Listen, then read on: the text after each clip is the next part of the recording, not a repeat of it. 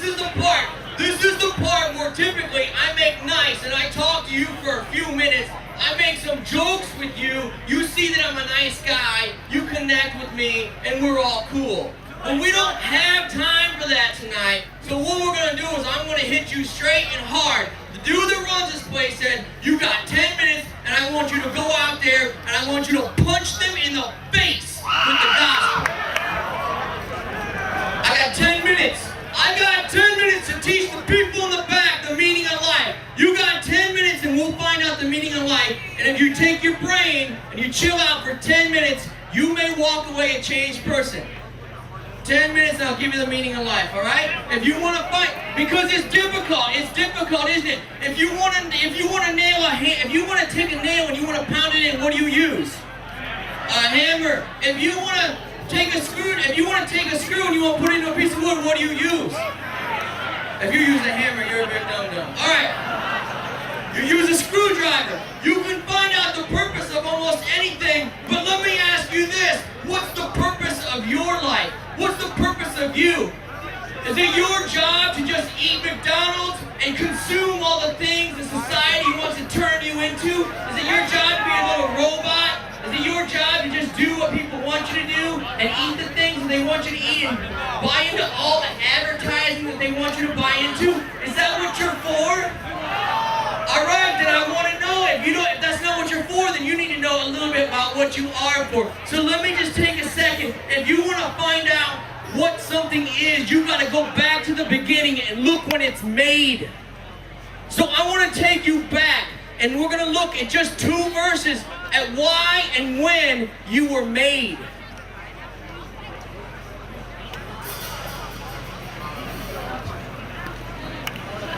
All right, so here's God. God's spitting the whole creation. He's spitting it all out. He's making everything.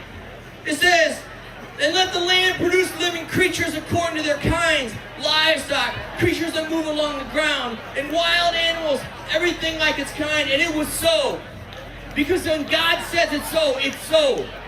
God made the wild animals according to their kind, the livestock according to their kind, and all the creatures that move along the ground according to their kind. And then God says, let us make man in our image and our likeness. I want to tell you something. You are made in the likeness and the image of God. And what that means is, the word likeness and the word image are cool things. See, the word image, it's a Hebrew word. If you want to know what you're about, you got to get into the roots a little bit. The word image means salem. Y'all say salem? All right. Salem is like a picture. If I were to take a Kodak picture of all you people, it would be ugly. But I would take a picture of all you people, and it would be your salem. And what that means is that when you are made in the salem of God, it means that there is something about you that looks like God. If you were to be in a lineup with a tree and a tree sloth and a toad and a orangutan and a human and God, the smallest little person would say, hey, that God thing and that people think they look the same. But God's not repetitive. He says you're made in the likeness and the image. So you're also made in this thing called demut. And demut's basically the word for what you see on the stage as a shadow. It imitates what I am. You were made to imitate what God is. You were made to... here's the best way I can explain this. I was talking to this family, and the baby was being all crazy and all mad, and the dad was all frustrated, he was all embarrassed, and he got mad, and he just sat down, and he put his hands behind his back, and he went... And the little baby, like 2 or 3, it just looked at the dad, and it put his hands behind his back, and the little baby went... It imitates the dad. And what I want to tell you is that you are not just a consumer. You are not made to just buy the products that society shovels upon you. You are not made to be a mindless, non-creative person. You are made in the likeness and the image of God. And you are unique. And you are special. And you can create and do beautiful things. And that's cool. And if everybody's like, oh, Jesus loves me, that's so nice. That's so good. Now I can just be a prick to everybody because Jesus loves me. But let me tell you something. Let me tell you something, and then I'll get to my fish and I'm done. What I want to tell you is this. Because you may get real excited that you're made in the likeness and the image of God, and that you don't have to worry about your body type, and you don't have to worry about whether you've done this or whether you've done that, and you don't have to worry about whether you've been a bum your whole life or whether you've done this, or because you're made. And listen to me, when I look in the world, I see people.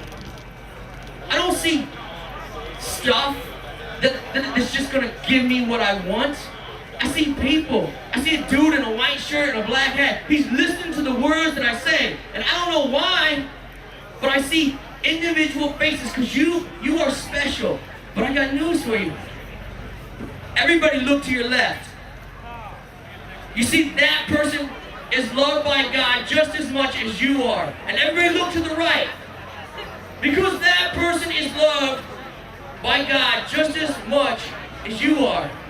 And when you begin to see people in the way that they really are, not just people to buy your freaking product, not just people to sleep with, not just people to go party with, not just people to go out with, not just people to mosh with, not just people to impress, not just people to go on a long road trip across the country with, but people made in the likeness and the image of God. When you can see people that way, then you will be able to see the world through the eyes of Jesus Christ. And when you do that, poverty, addiction, brokenness, divorce, all this stuff looks totally different.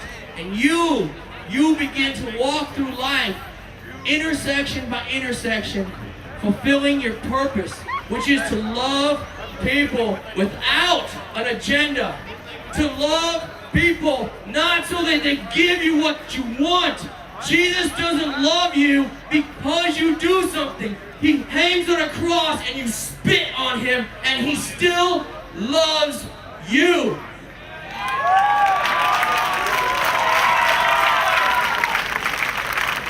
It's about friggin' time. I thought you guys didn't even know what the heck I was talking about. Alright, I got one thing, because some of y'all are Christians, right? Y'all are people like, woo-hoo-hoo. We love Jesus, yes we do. We love, okay, never mind. How about you? Okay. Now listen, check this out. I want to ask you something real fast, because when I ask you a question, I need you to answer me. If you want to ride a bike, if you want to learn how to ride a bike, what do you need to do? You gotta practice. You gotta get training wheels, and you gotta practice. You gotta practice. If you want to learn to read, you gotta practice learning to read.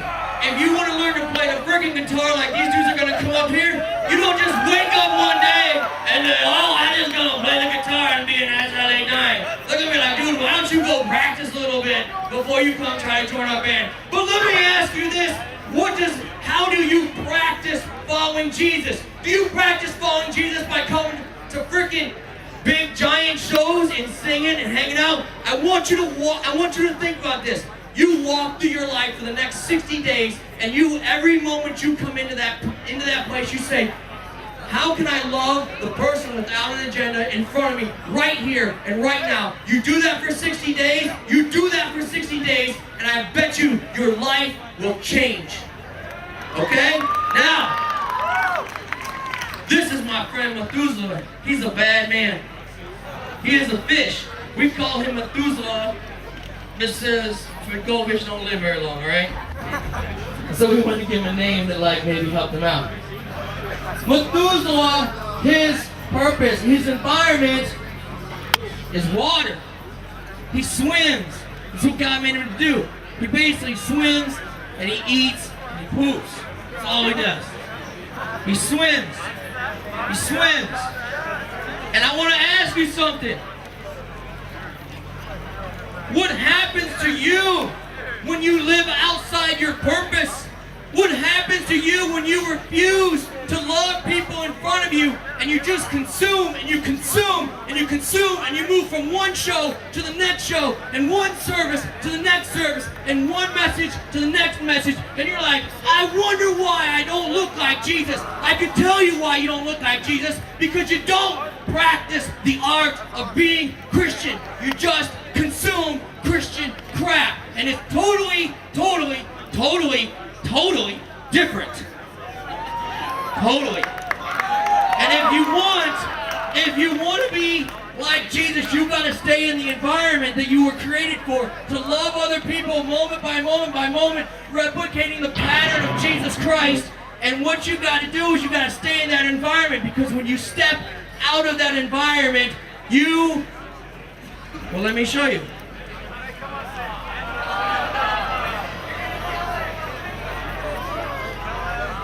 This is what you do. This is what you do, boy. You flop. You flail. No, I'm not. He's not moving. Oh, yeah? You flop and you flail. What's he doing right now?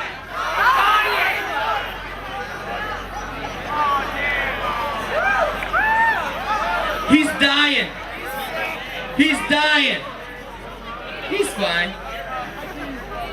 I want to ask you one last question before I step off this stage.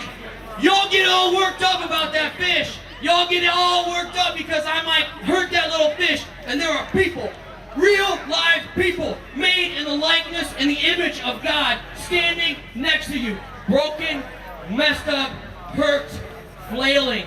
And we walk by them. We walk by them. Over the next 60 days, I challenge you. I dare you. I dare you. You think you're all right? I dare you. You walk through the next 60 days, and when you see someone flailing, you have the balls to put them back in their water by showing them what Jesus Christ actually looks like, instead of just handing them a tract. I dare you. And when you do that, and you experience the wholeness and the purpose of what it means to actually be a human, then you can come to a place like this and you can rock it out for real. So y'all have fun. But over the next 60 days, I challenge you. You want to look like Jesus? You go out, you put on your training wheels, and you practice being like Jesus.